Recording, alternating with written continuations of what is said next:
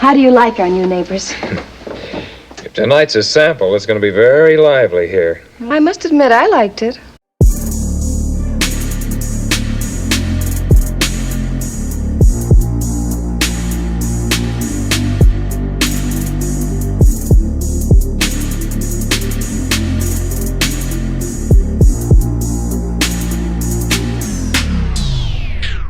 If you love listening to this show, please consider giving a rating and a review on Amazon Alexa or wherever you listen.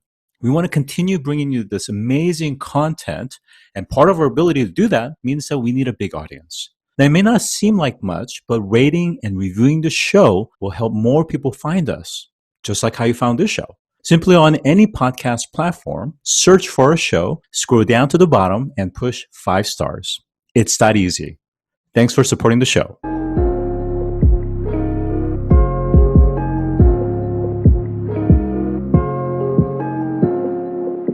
Today, I'm joined by Blair DeWitt, who is the CEO and co-founder of Lunar Station Corp, a lunar data company. Welcome to the show. Thanks, Scott. Really enjoy your podcast, and it's a pleasure to participate now. So, Blair, why the moon, and why are you so passionate about the moon? And tell us your journey to becoming an astropreneur. Yeah, absolutely. I think passion with the moon really started just kind of growing up in the age where we had landed and had been there. And, working towards, going farther in space has been a passion of mine since I could think of what I wanted to be. Even at 10 years old, visiting NASA sites and going, geez, I'd love to be an astronaut and, going to far places. And the path that I've taken has kind of led to sort of the destination of the moon is just about to have a second wave of exploration. And not explore it as something that's strange and different, but to explore it as if it were another continent. And so myself and other entrepreneurs focusing on the moon or lunatics, we really think of it as just another continent now. And when you look at some of the past ways in which humankind has expanded its understanding of the world and has expanded its presence to all the four corners, it really makes a lot of sense to see how we're going about getting to the moon this time, and that it is really just establishing a supply chain to the 8th continent. And what will the citizens of that continent need? And that's really where things got very interesting and organized very quickly a few years ago for Lunar Station. And that realization was you can't look at a picture of the moon from 1950s or 1960s or 70s and assume that it's the same. There's the thesis that we have organized around is that the moon's a very dynamic place, and that there are systems at work that make it change, make it evolve. And what could we do to help understand those changes for everyone else that is going as well? And that's where we get into lunar environmental intelligence and working with big data, big analytics, to solve big problems and show you what the moon's going to be like when you go. Well, you covered a lot of interesting points, one of which is this kind of helping us to understand that when we talk about the moon, we're no longer just talking about the ability to actually go there. We've already done that, but we're talking about this extension of our planet. And really, it's a new continent, to your point, that we've found, and we want to actually not only explore, but potentially actually habitate. I think that's a really important distinction for those that are listening, thinking, gosh, we've already been there. What else do we need to do? The other aspect I think you're starting to get to is this notion of data and the importance of data. And just to kind of help frame up this a little bit for those that are listening, they may be asking the question of why do we need data about the moon? And maybe just as a good starting place in terms of that point of reference is, let's take the example of a land surveying.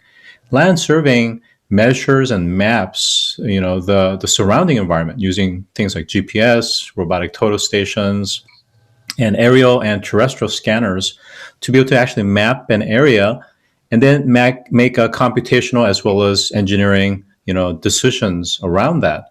And this is then used for things like tunnel building to major constructions and other things like mining. That's then used by engineers, architects, and developers. I mean, ultimately, what we're talking about is this notion is if we're really going to truly habitate and really use the moon, recognizing that the environment moves and changes, which is very interesting that it's dynamic, that unlike Earth, where we can actually touch and feel and see and walk and actually even send drones easily, on the moon is a completely different ballgame. And I wonder if you can talk about the challenge and more specifically, NASA, to your point, in the 50s and 70s have some data, including footage from satellites. Isn't that enough? What else do we need to have? Yeah, exactly. The land surveying is an active industry. You can't just survey one area once and be done. Our ecosystem continually makes changes, and it's really important to keep track of those changes. And when you think of the various industries that rely on surveying, it's all the natural resource organizations and industries that need accurate surveying. So even though a territory may have been surveyed 100 years ago or 50 years ago or even 10 years ago, it is a continual process so that you have ground truthing and you have a good understanding of what the environment's like at any given point. And when you think about water flows, a stream will continue to cut through terrain. You need to understand where that is going to lead to. And same thing on the moon, that there are forces just in one loop around Earth that tugs at it, changes it. There are moonquakes, there are asteroids that strike the surface and moving the surface around. It also changes the contours. So there's so much parallelism that the things that we do here on Earth we'll be doing on the moon, and then we'll be doing it on Mars, and then we'll be doing it on other places, because these hold true that gravitational forces and other influences change the environment in which we're going to operate in. And since the moon is the next destination for us, and it is the best destination for us to go, we have to bring these understandings with us. And to the point that we even saw patterns in how meteorites strike and when and where. And we developed a lunar weather model based on recordings of strikes that have been seen, that have been felt.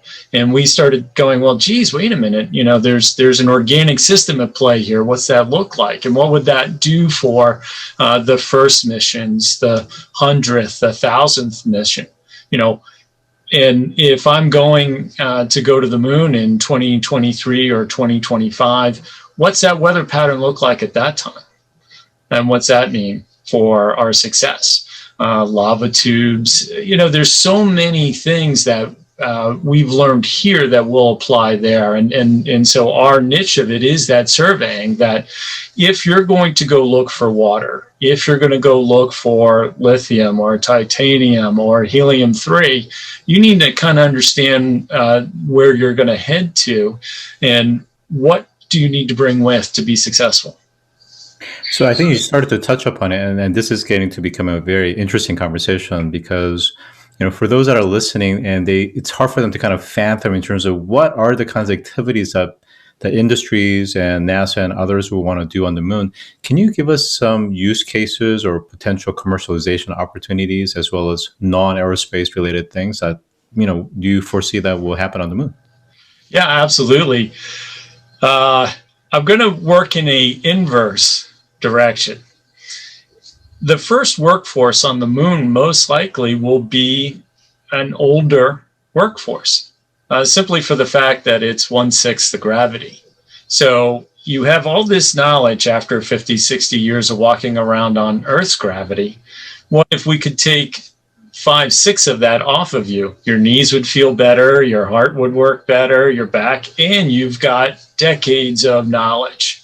So actually the most effective workforce on the moon will be just as you're done to retire here, you've got a whole nother career waiting for you on the moon. So if our workforce is going there, what will they need? Shelter and water. Right? Water's there.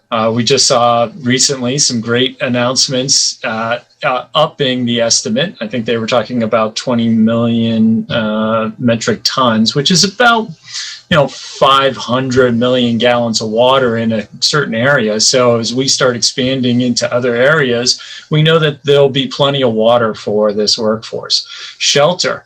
There's lots of lava tubes that give you great shielding.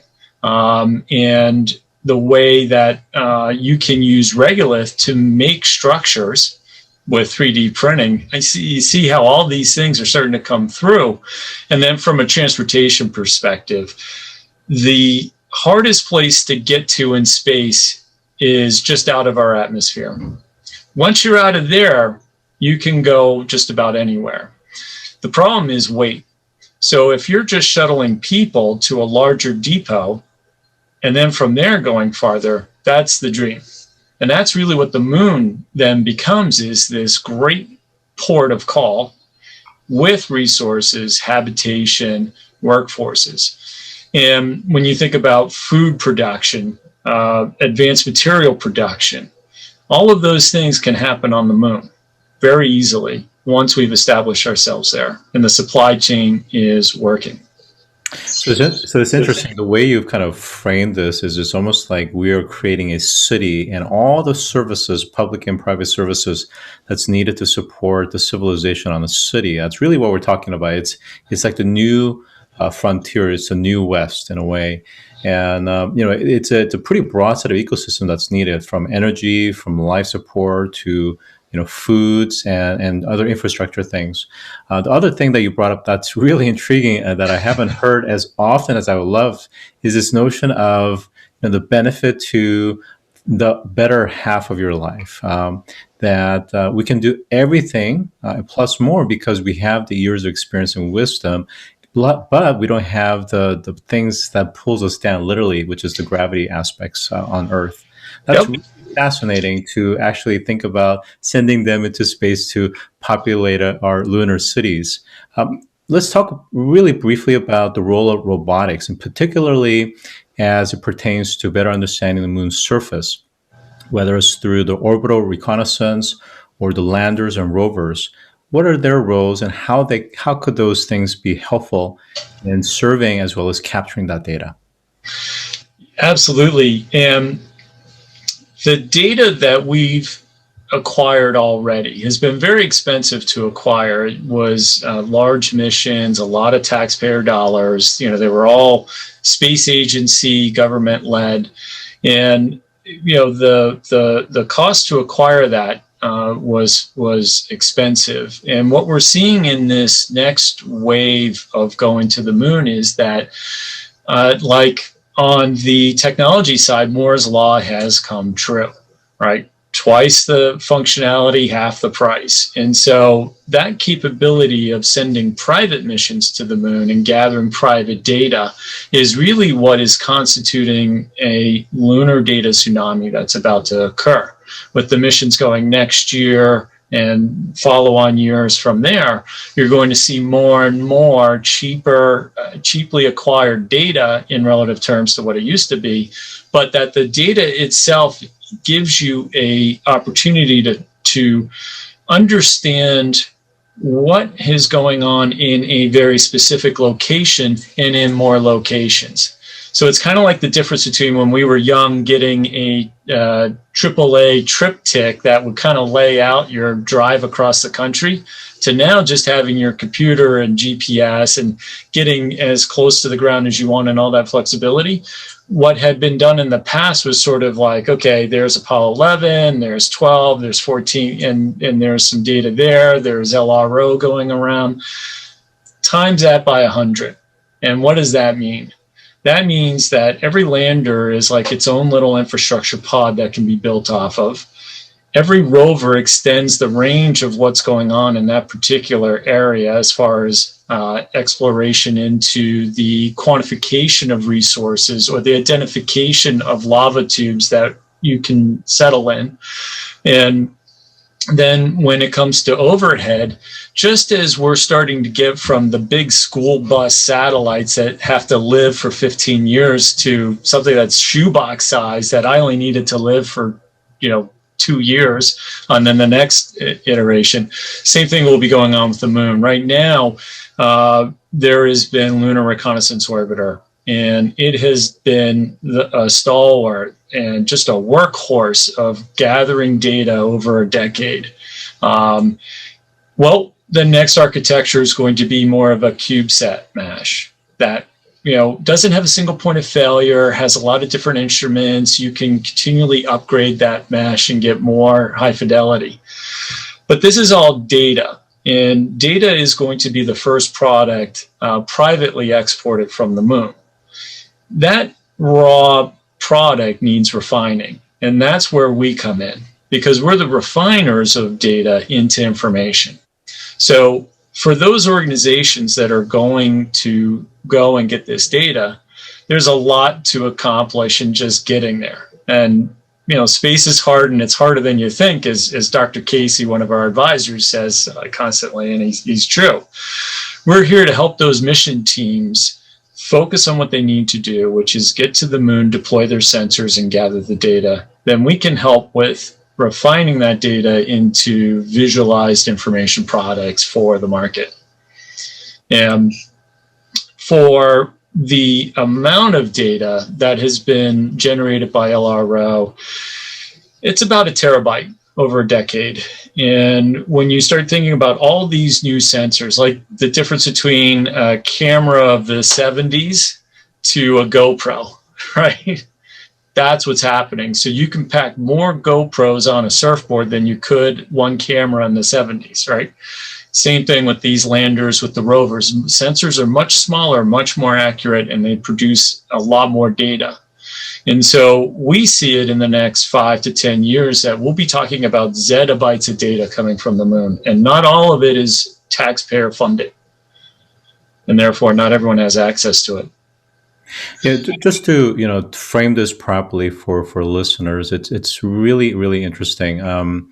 Just to give another point of reference is that Amazon, for instance, have become very, very bullish. They've actually publicly indicated that they're going after the satellite data. So as they think about their AWS and the cloud computing, they recognize that the satellites, especially these smaller cubes in the constellations, are going to be creating zettabytes of data.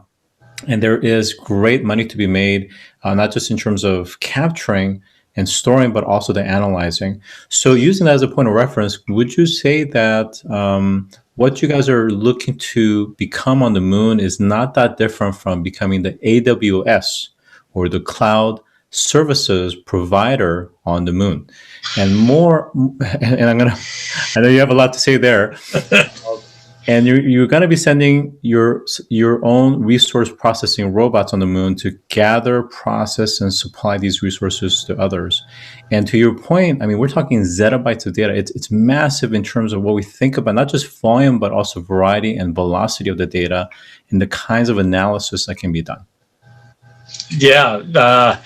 So let's start with some of the 800-pound gorillas. Focusing on the moon. Amazon, Microsoft, IBM, right? They all are focusing on how can they store this data and make it accessible.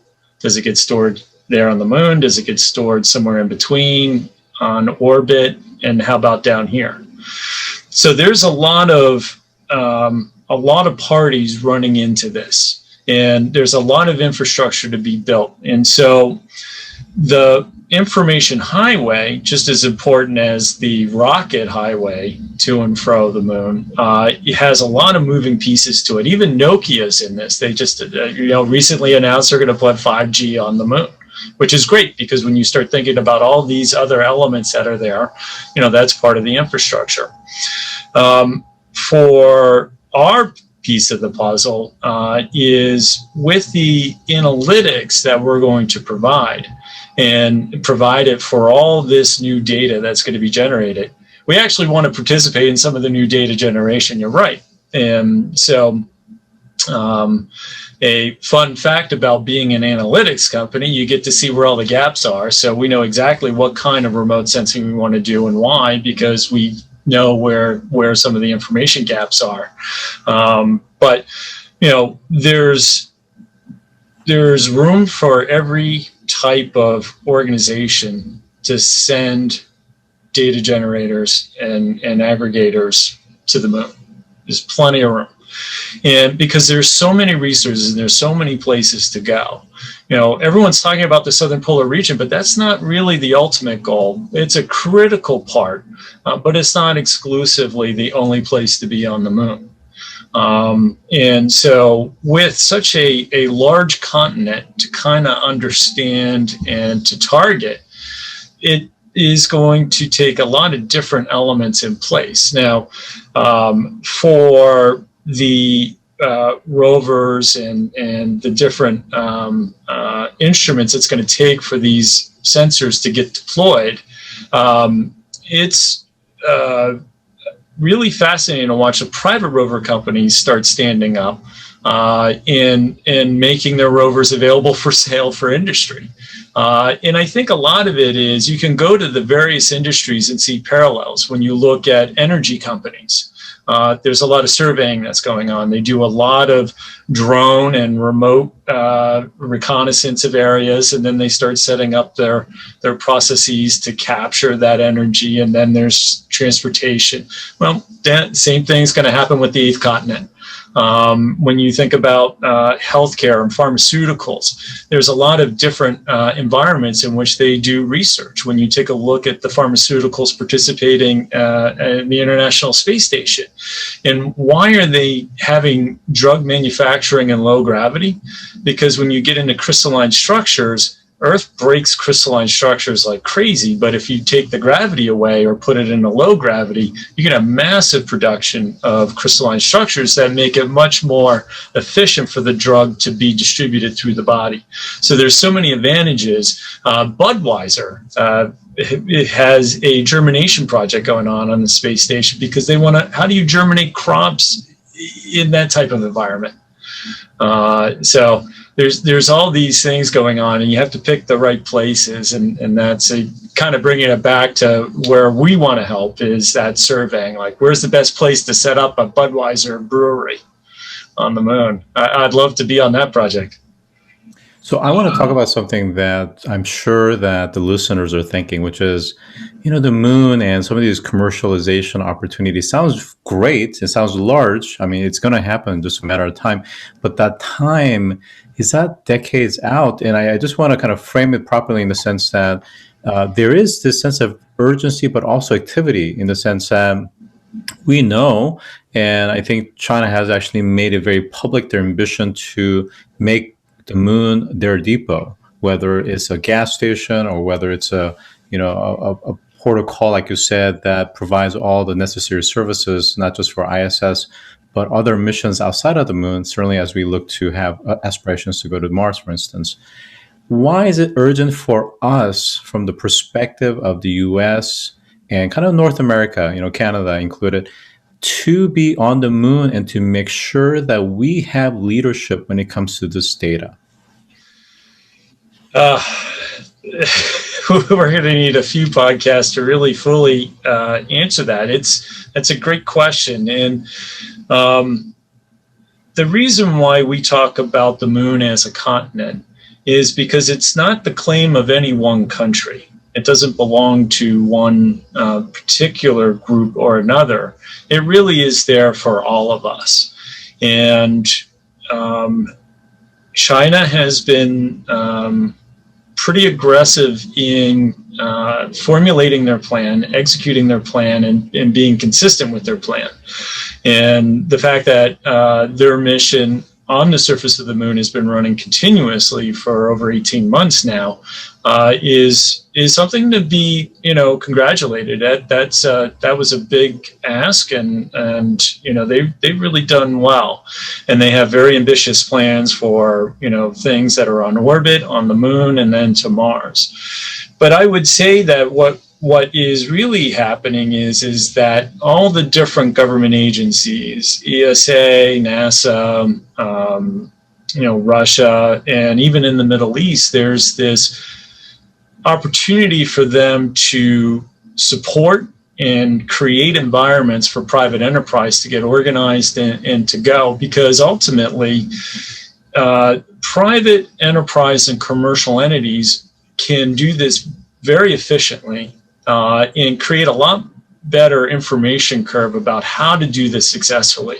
When you think about the Apollo information curve, right, the knowledge it took, very expensive, very long, ultimately it took about 15 years of trying and going, 10 years just to get off the ground, and then, the 6 years of operations. But that was a really expensive information curve, and there was one person really in the middle of that. When you send 100 companies and it didn't cost as much, you'll learn a lot more from successes and failures.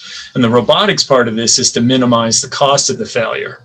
It's easier to lose a rover than it is a human lander. Well, there's a lot to be covered, and I certainly wish we had a little bit more time. For those that are interested, where can they find more information? Absolutely. So lunarstation.net is our website, and we kind of talk a little bit about what we're up to. But there's also some great associations out there. Lunar Exploration Analysis Group, Moon Village Association. There's a community of us globally that are actively working this problem. But, come get to know us. If you want to become a moon hacker, let us know. We can set you up with an account, and you can start checking out the moon in new ways. So with that, I've been joined by Blair DeWitt, who is the CEO and co-founder of Lunar Station Corp. Thank you for joining today. Thanks for having me, Scott. If you've enjoyed this episode, take a moment to rate our show on any podcast platform that you listen to. Scroll down to the bottom and push 5 stars. It's that easy. And as always, thanks for listening.